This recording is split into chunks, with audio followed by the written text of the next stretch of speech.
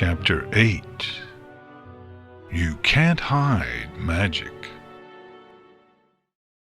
Twilight looked on in a daze as she and Nix sat behind the apple stand where Big Macintosh was hard at work. Big Mac, in a simple but much appreciated act of kindness, had allowed the pair to hide from the crowds after the tree incident. Nix was still visibly upset about what had happened. She was, however, slowly recovering, thanks in part to the red apple Twilight had purchased for her at lunch. Yet while Nix was recovering, Twilight's state of panic only seemed to be growing. She kept up a calm facade for Nix's sake, but that didn't stop her mind from spinning faster than Rainbow Dash could fly. Dragon-shaped eyes could be hidden with glasses. Wings could be concealed with a vest. Magic was different. Nix had almost blown her cover, and every pony at the Learn and Play Day had to be talking about what happened. Sure, it was a feat of magic Twilight herself was capable of performing, especially with her years of practice and study under Princess Celestia. She had even accomplished a similar feat of magic when she was Nix's age. She had turned her parents into potted plants. At that time, however, it was a manifestation of magic she didn't have full control of. Nix, on the other hoof, had just turned a pony into a tree on purpose, something that should have been impossible for a normal filly. A normal filly had turned a pony into a tree. No, despite what Twilight told herself and every pony else, Nix wasn't entirely normal. She was an alicorn, but not an alicorn like her old foal-sitter Cadence. No, Cadence was only of partial royal blood, and thus a mortal alicorn. Yes, Cadence's talent for love magic was unique. In terms of sheer power, however, Twilight herself was more magically gifted. But Nix, what if Nix was different? Doubts and fears, both old and new, began to rear their ugly heads in Twilight's mind. Nix had come from the spell meant to resurrect Nightmare Moon. And Nightmare Moon was not a mortal alicorn. She was the jealousy-twisted form of Princess Luna.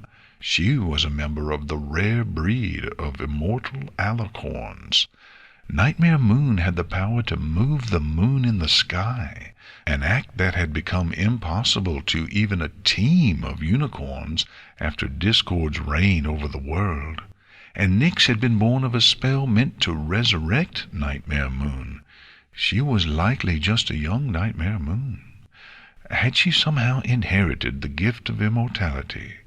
Would she, when she was older, be able to move the sun, the moon, or other heavenly bodies? Would she become as grand and regal as Princess Celestia? The full weight of parenthood came crashing down on Twilight. What was she getting herself into? She was taking care of Nix like a daughter, and she was barely an adult herself. That, and for all she knew, she was raising a filly that could someday be like the princesses. How long would she be able to keep the truth hidden? Dragon-shaped eyes and wings could be disguised, but that kind of magical power? How much longer would it be before Princess Celestia heard of this prodigy in Ponyville? Even if the hiccup with turning Fluttershy into a tree was a one-time thing, what would happen as Nix got older? Would Nix's magic get more powerful? How big was she going to get? Princess Luna, after all, was only a little bigger than the average pony, but she was still the younger of the royal sisters. She could easily get bigger in time, and that made Twilight think of Princess Celestia. What if Nix grew as tall as her? And what about her mane? What if Nix's mane turned into a swirling cloud of indigo magic, with stars like the real Nightmare Moon's mane? What would ponies think when they realized what Nix was? How long would it be before the torches and pitchforks came out? How long would it be before the royal guard was hunting Nix down? How long would it be before Princess Celestia banished Nix to the moon? Nix didn't deserve any of that. Well, unless she was, in fact, Nightmare Moon. "Twilight, you okay? You're looking mighty pale," a deep voice on Twilight's right commented. Snapped out of her spiraling thoughts, Twilight looked up at Big Macintosh, who had a moment free from customers to check on her and Nix. "Oh, yes, sorry, I'm fine. Just a little lightheaded." "You want another apple?" he offered kindly. No, thank you," Twilight replied. Have they started the afternoon activities?" "Don't think so, but I reckon it's going to start right soon," Big Macintosh answered. The straw in his mouth twitched as he spoke. "Saw Applejack and Apple Bloom heading in that direction." Are we still going to that, even after what happened?" Nix asked. "Yes, we are," Twilight replied, getting to her hooves. She knew Nix was looking forward to the afternoon activities, but the greater and unspoken reason was that Twilight was worried about what would happen if they left. After what had happened, if she and Nix left abruptly, her friends would wonder where they went. They would then come looking for her and Nix, and they would expect an explanation.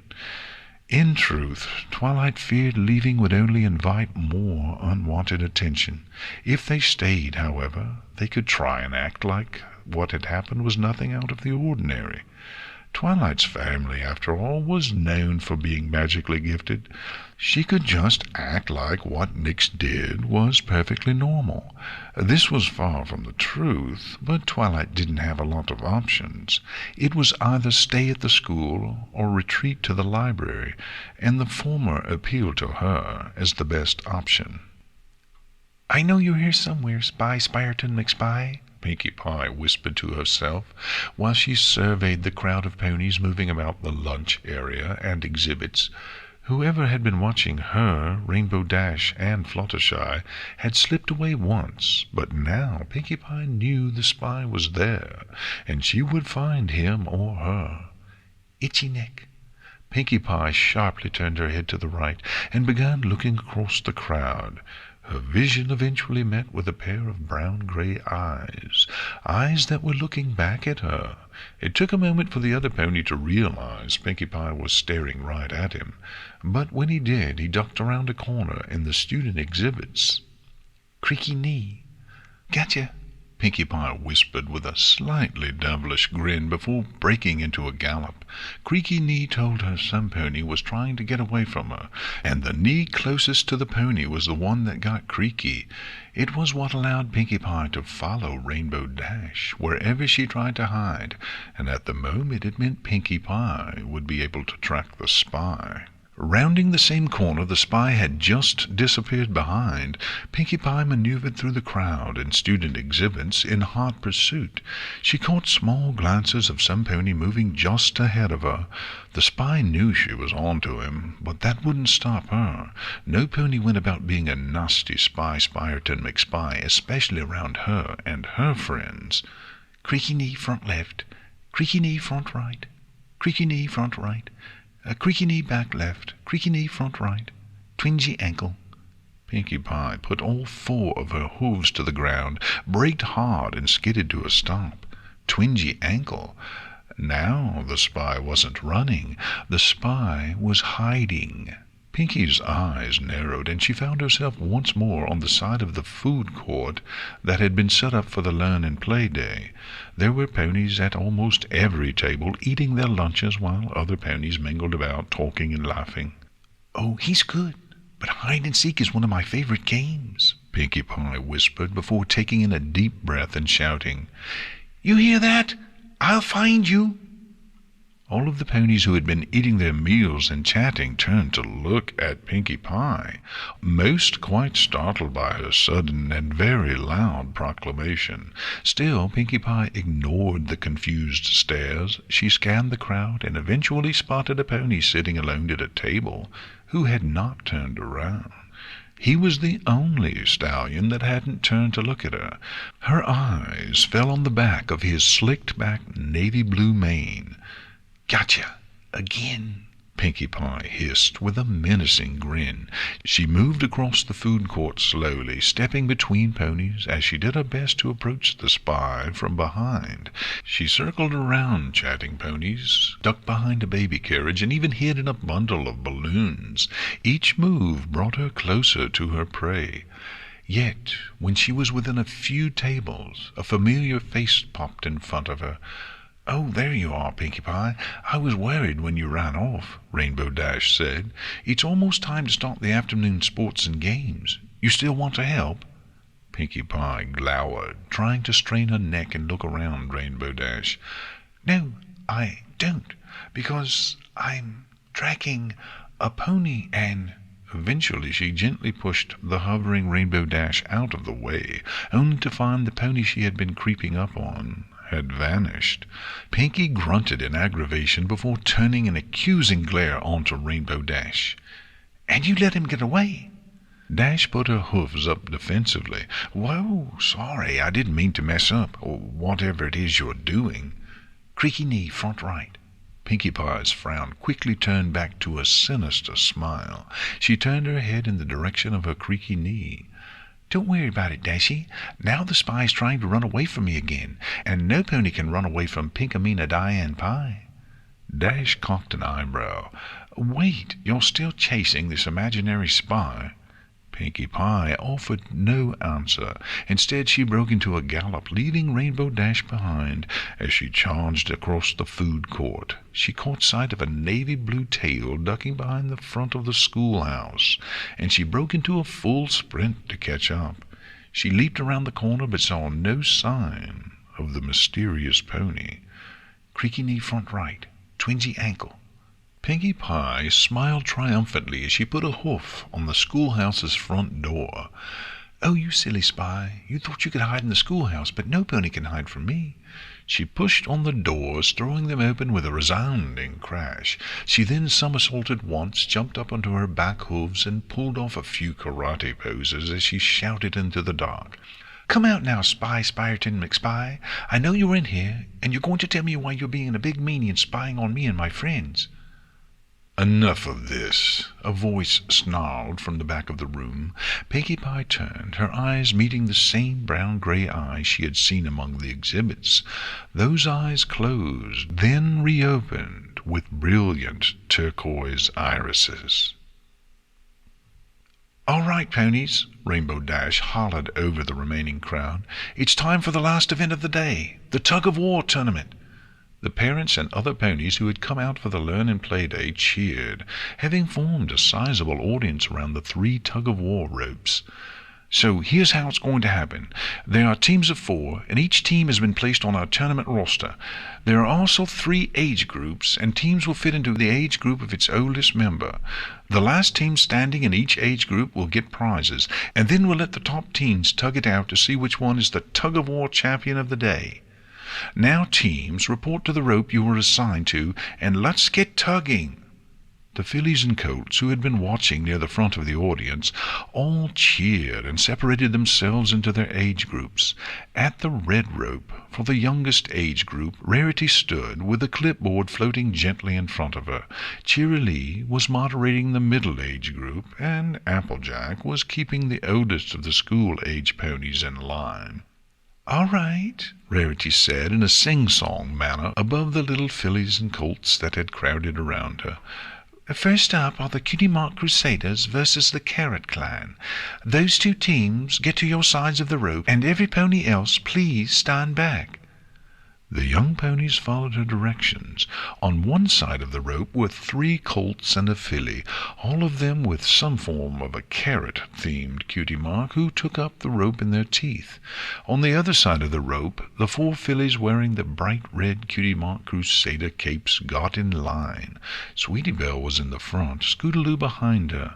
Nix, who had been officially inducted into the Cutie Mark Crusaders just after the Spring Festival, took up the 3rd position. Apple Bloom was at the end, acting as the team's anchor. Now, while I suggested that having a rope to pull across a line would have been much cleaner and safer, Rainbow Dash saw fit to use mud pits. Something about it being easier to keep track of winners. Rarity mused as she looked over the colts and fillies she would be refereeing. Now, the goal is to pull all members of the other team into the mud pit. The rules are simple. If your team as a whole lets go of the rope or gets pulled into the mud, then you lose. Magic is not allowed, and Pegasi must keep their hooves on the ground. Every pony understand? Rarity asked. The two teams nodded their heads in agreement, already starting to pull the rope taut between them. And remember, there is a wash station set up if you lose. But, well, every pony just try their best and have fun, okay? The two teams both stared at each other, ready to begin, and Rarity didn't waste another moment. Ready, set, go! With tightened jaws, the two teams pulled on the rope and began their struggle to drag the other team into the mud pit. For a moment the Carrot Clan team had the advantage and managed to pull the Crusaders a few steps forward. Yet the tide soon turned when Scootaloo began flapping her wings while keeping her hooves on the ground. The added force let the Crusaders regain their footing, and soon, with a few hard pulls and 4 splashes from the other team, they had won the first match. Yay, Cutie Mark Crusader tug-of-war champions! The 4 cheered in unison before they stepped away from the rope and let the 2 next teams approach. The Cutie Mark Crusaders won 2 more rounds before they reached their age group's final match, and the Crusaders couldn't be happier with whom they were facing. Diamond Tiara and Silver Spoon had gotten 2 of the strongest colts in the age group on their team, and they reached the final match by relying on those 2 colts. Still, the Crusaders weren't about to lose to the fillies who regularly called them blank flanks, and Nix still had a score to settle with Diamond Tiara and Silver Spoon for the Everfree Forest prank. Ready, set, go! Rarity shouted, and the 2 teams pulled the rope taut. Almost immediately, the 2 colts on the other team began dragging the Cutie Mark Crusaders forward. They were colts just barely in the youngest age group, which gave them a noticeable physical advantage over the Crusaders. Come on, Apple Bloom grunted through the rope in her mouth. Pull! We are, Scootaloo grunted back, but our hooves are slipping. Looks like you 4 are going to be losers and blank flanks, Diamond Tiara heckled with a laugh. She even took her mouth off the rope, since the 2 older colts on her team were doing all the work. We are not losers, Sweetie Belle shouted. She dug her hooves into the ground and halted her team's slow defeat just before she would have fallen into the waiting mud pit. Every pony, Apple Bloom said through the rope in her teeth. Pull hard together. Ready? Pull! The 4 Crusaders put their weight into the unified tug and managed to regain some ground, each taking a single step back. Once more, Apple Bloom called, Ready! Pull! And again the fillies were able to reclaim a single step, slowly dragging back the older stallions. For the first time in the tournament, Diamond Tiara and Silver Spoon had to do what little they could to help the 2 colts on their team. It was enough to stop the Crusaders, but not before they had regained the ground they'd lost. It was then that the 2 teams entered into a tense stalemate. Neither team was able to gain an inch. Even Apple Bloom's tactic was soon rendered useless. Diamond Tiara's team had figured out the counter-strategy of pulling on the rope whenever Apple Bloom shouted pull.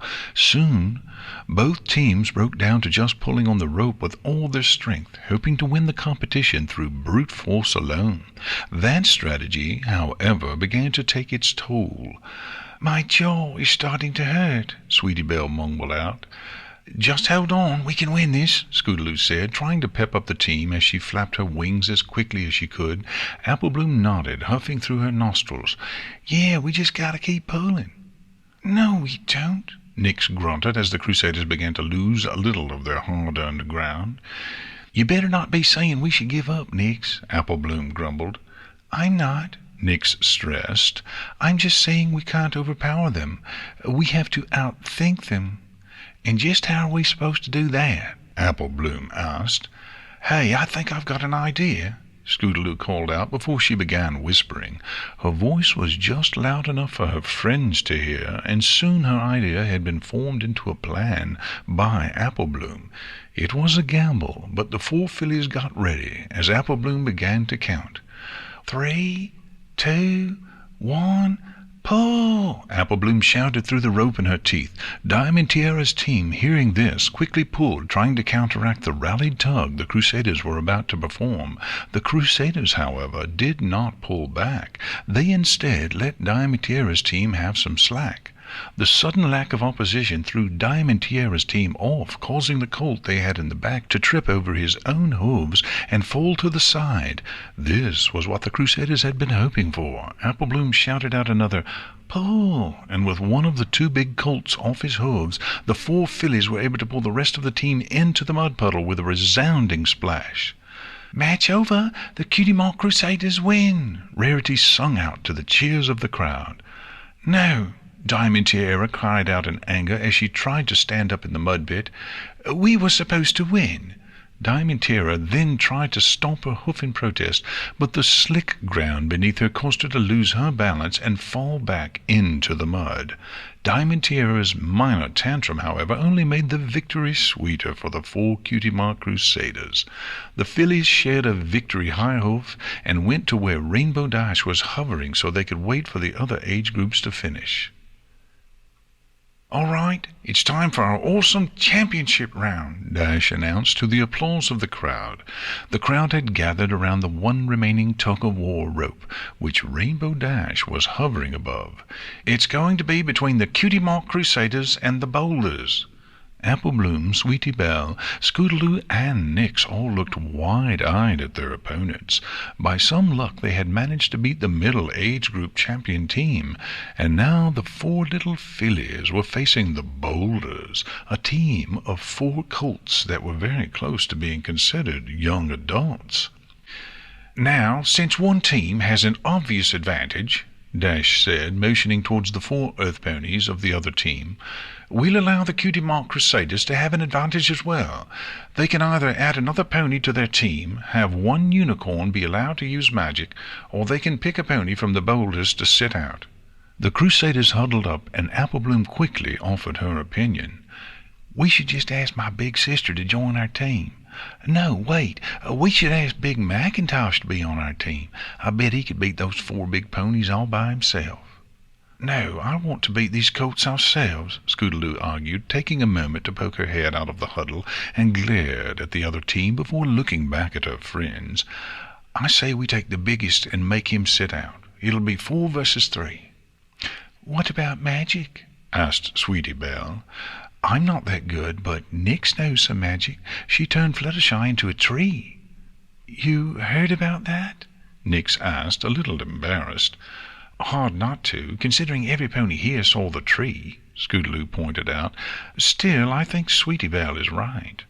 "I don't know," Apple Bloom said hesitantly. "Nix, do you think you have enough magic?" I don't know. Maybe, I guess." "Come on, Apple Bloom, just think about it," Scootaloo said as she nudged her friends. "The 4 of us beating the 4 of them without any help. It would be so awesome." Apple Bloom smiled a little. "Well, I guess it would be cool, and it's not like we've got anything to lose. We already beat Diamond Tiara, and seeing her fall in the mud was all I really wanted to get out of this here tug-of-war tournament." "All right, it's decided. Nix will be our anchor and use her magic," Scootaloo concluded. The Crusaders ended their huddle and told Rainbow Dash their choice. Rainbow echoed their choice to the crowd, and most of the ponies cheered at the team's courage, though Twilight looked on with a forced, anxious smile. The 4 nearly full-grown stallions on the other team took the rope in their mouths, smiling like they had already won. Sweetie Belle, Apple Bloom, and Scootaloo took the rope up as well, biting down hard as they prepared for what was going to be a very hard match to win. Nix stood at the end, gripping the very end of the rope with her teeth. Her horn was also glowing as she used her magic to try and keep the team's hooves from sliding. "All right, is every pony ready?" Dash asked, looking at the two teams. They all gave a nod, and with a smile Dash lifted a hoof high into the air. "Ready, set, go!" Splash! Sweetie Belle was down within moments of the match starting. All it had taken was a sound tug from the big stallions on the other team to send her falling into the mud pit. The rest of the Crusaders tried their best to pull back, but from the first moment the match had become one-sided. Even with Nyx doing her best to use her magic, the boulders were able to drag them forward with little difficulty. Splash! Scootaloo crashed face first into the mud pit right beside Sweetie Belle, who had just barely managed to get out of the way. Splash! The older colts were grinning, finding some perverse joy in sending 4 little fillies crashing into the mud. With that third splash, Apple Bloom had joined Scootaloo and Sweetie Belle, leaving Nyx alone on the rope. Her hooves were sliding across the ground, the other team dragging her closer and closer to the mud. Nyx, for a moment, considered just letting go and giving up. After all, what hope did she have to beat the 4 big colts? "Come on, Nyx," Apple Bloom called out as she clambered out of the mud. "Use more magic." "Yeah, don't let them beat you," Scootaloo shouted. She also stomped her hoof, but soon regretted the action as it splashed more mud onto her face. Nyx began to panic. With her friends cheering, letting go of the rope wasn't an option. Still, how in Equestria was she supposed to beat 4 colts by herself? They were bigger, stronger. The only advantage she had was her magic, and it hadn't been enough to keep Sweetie Belle, Scootaloo, and Apple Bloom out of the mud. She just didn't know what to do. "Come on, dig your hooves in and pull," Apple Bloom shouted as Nyx was pulled inch by inch closer to the mud pit. Nyx whined and tried to do that, but her hooves were being pulled across the ground. She couldn't pull if she couldn't get a grip on the ground, and she didn't have the strength to pull the older colts even if she managed to get traction. That was what she needed, traction and strength. Maybe she could do that with her magic. One of the spells would need to be something she could cast and forget, but maybe she could pull that off. The mud pit was drawing closer. The older colts on the other team were all wearing smiles, playing with Nyx as they inched her closer and closer to the pit. Most of the crowd had given up cheering and was now just waiting for the inevitable. The only ones still cheering were supporters of the boulders. The only cheers that still rang out for Nyx came from Sweetie Belle, Scootaloo, and Apple Bloom. Nyx tightened her grip on the rope despite the tightness already present in her jaw. Traction and strength, that's what she needed. First, traction to stop the other team from pulling her closer to the pit. Shutting her eyes, Nyx cast her first spell with a flash of her horn, and a moment later her hooves became rooted to the ground. This stopped the boulders from pulling her closer to the mud pit, but stopping them alone wouldn't win the match. With the first spell cast, Nyx began to pour the mystical energy into herself, bending the magic from her horn down into her legs and jaw. Nyx could feel it working almost immediately. She could feel herself getting just a little stronger as her body became fueled by the magic. Her jaw no longer hurt, and with her grip on the rope secured, she lifted one of her hooves and revealed the effect of her first spell. She had transfigured some of the dirt on the ground into horseshoes with long cleats, which kept her from sliding. With magic coursing through her body and her eyes shut tight in concentration, Nyx took a step back and began to pull. The rope gave a little, just enough to let Nyx know that what she was doing was working, and all she needed was more magic. Calling on her horn, Nyx poured as much magic as she could into her little body, and she felt it giving her strength. It also made her mane and tail tingle, as if they had fallen asleep. But she couldn't focus on that. She had to focus on her legs, taking one step after another. She pulled with her neck, then used the slack to take another step. Slack, step, slack, step. She kept up that pattern, repeating it over and over until her ears were greeted with 4 sounds. Splash, splash, splash, splash. The moment Nyx heard the 4th splash, she dropped the rope, released the magic, and collapsed on the ground as she panted heavily. The magic she had poured into her body began to evaporate, and she began to feel sore all over, her jaw especially tender. Still, despite her exhaustion, Nyx smiled. She had beat the big ponies all by herself. And maybe now every pony wouldn't just think of her as the coward, the crybaby, or the teacher's pet. Maybe they would start cheering her and wouldn't think she was a loser anymore. She'd get a first-place ribbon just like her friends, and... It was then Nix noticed the crowd's silence. Crawling back to her hooves and looking around, Nix was surprised to see that every pony was staring at her, many with their jaws hanging open. Nix even caught sight of Twilight, and she looked like she was about to faint. Her eyes kept darting around the crowd as if she was expecting something bad to happen. The unpleasant silence sank into Nix, and she wondered if she had done something wrong. She shrank back, trying to make herself as small as possible. Every pony was staring at her, just staring, and she didn't like it. She looked around desperately, hoping to find some pony, any pony, who was actually happy she had won the match. Thankfully, Nix found 3 such ponies, her friends. While it had taken them a moment to process what she had done, the realization soon hit the other Cutie Mark Crusaders. The 3 other fillies raced towards their friend with wide, excited grins on their faces. Scootaloo, the first to reach Nix, cheered at the top of her lungs. "That was awesome!" "You did it! You did it!" Sweetie Belle added as she bounced excitedly up and down. The cheers and admiration from the Crusaders snapped the crowd out of their stupor. Some of them applauded and offered sincere cheers, while others just stomped their hooves on the ground to be polite. The rest didn't applaud at all, and instead whispered to each other quietly. Amongst those who applauded was one pony with brown-gray eyes and a blue slicked-back mane.